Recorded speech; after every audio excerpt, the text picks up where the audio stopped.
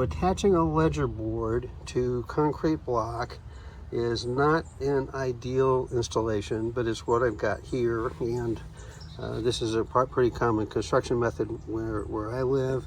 I had a lot of trouble finding resources on the best way to do this, and had to actually talk to the city to make sure I understood their code.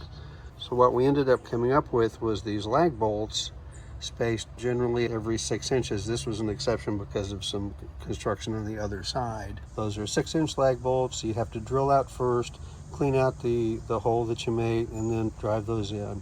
And this particular brand is supposed to be torqued down to 70 pounds. So really wasn't that hard once we came up with the system.